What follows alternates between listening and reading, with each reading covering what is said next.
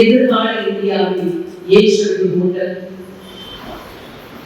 ஏதாவது ஒரு வகையில் நாம் சாதித்து ஒரு அரசு துறையில் நாம் பணியாற்றி சென்று விட மாட்டோமோ என்ற ஒரு ஏக்கத்தோடு, அதே நேரத்தில் நம்மால் முடியும் என்ற நம்பிக்கையோடு பயிற்சி பெற்றுக் கொண்டிருக்கும் என் அன்பு தோழர்களுக்கு, சகோதர சகோதரிகளுக்கு, தெய்வத்தால் ஆகாது என்னும் முயற்சிகள் தெய்வப்படுகிறது என்ற வள்ளுவ பெருந்தகையுடைய வாக்கினை உங்களுடைய இதயத்தில் ஏற்று இங்கு அமர்ந்து கொண்டிருக்கும் என் உடன்பிறவா சகோதர சகோதரிகளுக்கு என்னுடைய நெஞ்சத்தின் ஆழத்திலிருந்து நீங்கள் என்ன துறையில் பணியாற்ற வேண்டுமோ அதை அடைய என்னுடைய மனமார்ந்த வாழ்த்துக்கள், வணக்கங்கள். அசைத்தலை நான் வசித்த நேரங்கள் தான் அவ்வாறாக நான் முதலில் நிறைய பேரை நாம் சார்ந்தவர்களாக போகலாம். பைபிளுக்கு அடுத்தபடியாக நிறைய மொழிகளில் மொழிபெயர்க்கப்பட்ட நூல் குறள்.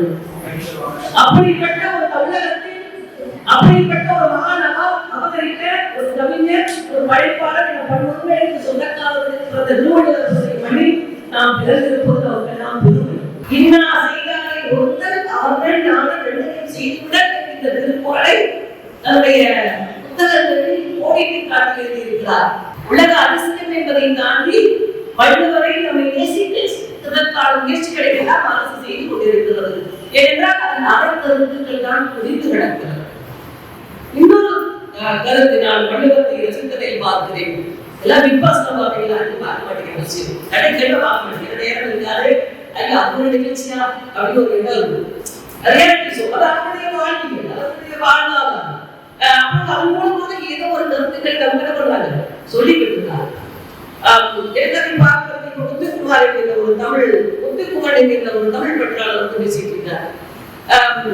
வெளியேற்ற அதெல்லாம் சொல்லுங்க. ஒவ்வொருவருடைய பேச்சும் அந்த வீட்டுக்குள்ள வந்து ஒரு நாள் சொல்ல பார்க்கும்போது அவருடைய தாய் 7ஆம் வகுப்பை படித்தவராம். சிவகங்கை மாவட்டத்தில் கல்லூரி சொன்னாங்க. அந்த தாய் வெளியே வந்த போது 7ஆவது படித்த தாய்க்கு திருக்குறளை பற்றி என்ன தெரியும்? தெரியாது இல்லையா?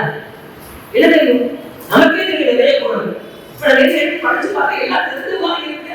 ஆனால் எப்படி நான் எடுத்து உழைப்பது என்பது மனதை தப்பாசிக்க கூடாது ஒரு கருத்து இருக்கிறது இல்லையா?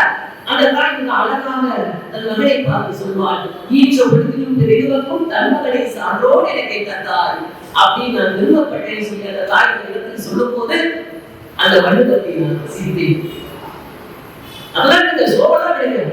ஆனால் அந்த தாய், உங்கள் தாயும் நீங்கள் ஒவ்வொருவரும் இப்போது ஒரு மனைவி ஏற்று ஒரு வேலையை அமரும் போது ஈற்ற ஒழுங்கிலும் பெரியவர்க்கும் தன்மகளை சான்றோடு எனக்கு தாய் பெருமைப்பட வேண்டும். அப்படி ஒரு நாள் நிச்சயம் வரும்.